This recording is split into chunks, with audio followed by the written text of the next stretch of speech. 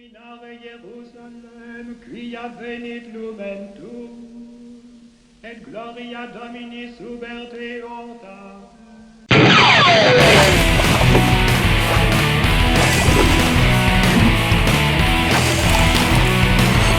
Brewer in the Beer Geek.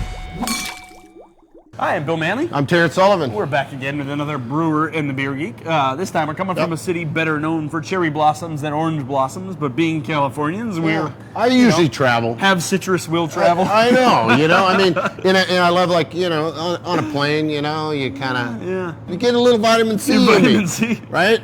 I mean, I usually have a ton of vitamin B. That's beer. Your recommended daily allowance of vitamin B. But I love having oranges because every once in a while, you want to get someone's attention, you chuck an orange out.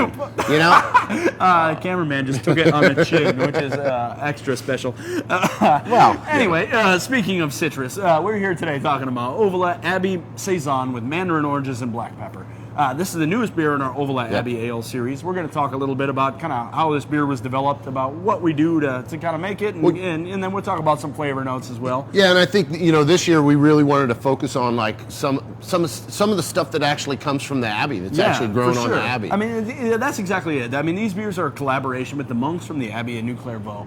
These guys are Cistercians of the strict observance, and at their monastery they have about 600 acre of working farm. On their farm they actually grow some mandarins. Wait, isn't that a song in there somewhere? On their farm they've got some oranges, E-I-E-I-O, and we use these oranges to drink a lot of beer. Yeah. That went off the rails pretty quick. So they've got these mandarin trees, and we went and picked the whole fruits off the mandarin. We brought them back, peeling all to the brewery.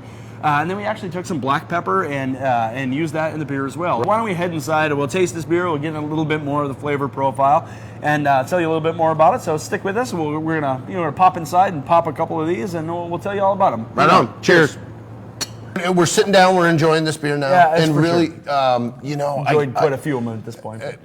Obviously. But this beer is just, I love the way the mandarins, the juiciness of those mandarins play into this beer. Saisons typically are gonna, have that, has that dryness. The yeast character is gonna have like a little grassy notes to it, but it's all about like getting that really super dry characteristic on the finish. But whenever you're first initially tasting this beer, like the chewiness from the mandarin juices, we're doing a pound per barrel.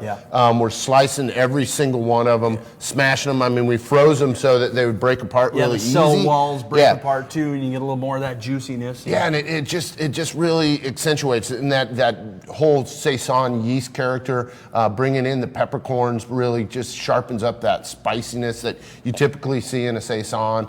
7.5% alcohol. It's just a great drinking beer. And also too, we're using our estate malt in this, a good portion. Not all the malts that we're using in it. Yeah, a little biscuitiness to the beer, kind of this background maltiness that's in there. That just really, I mean, all of those flavors all just play together so well in this beer. It just makes it just super enjoyable. I mean, you add the fruit in, and you're trying to find the right balance there. And this, I mean, it's got just the right amount of kind of mandarin flavor and that kind of sweet tart that really plays with the kind of dry, kind of almost grassy, herbal qualities of the Saison yeast. I mean, that's the thing, right? I mean, we're making a Saison, like a farmhouse ale. We're using ingredients grown 20 miles from our brewery. We're using estate malt grown right next to our brewery. We're using all these like kind of locally sourced ingredients that are in season and put together to really kind of paint this picture of this really seasonal, appropriate, interesting beer. I almost got to think, hundreds, thousand years ago or so, when they were making Saisons and they were serving them on the farms. I mean, they were using the ingredients that were right there on that farm. Yeah. I mean, you're using stuff from right where you're at, and you're using it together the best way you can, and that's just what you did. I mean, it was the drink that you had. I feel like we're kind of really turning the clock back to those kind of earlier times when that's kind of how things were. You pick stuff when it's good, and you got to figure out the best way to put it together. And by using all these initial ingredients that come from so close to home and putting them together in this like cohesive beer, it's just it's impressive. Anyway, thanks for sticking with us. I hope you check out the beer. It'll be out here this spring, and check it out. It'll be good. Cheers.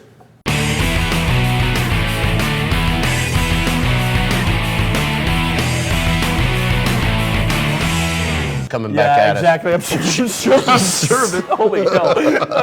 I thought for sure I was going to end up with a bloody nose at the end of this podcast.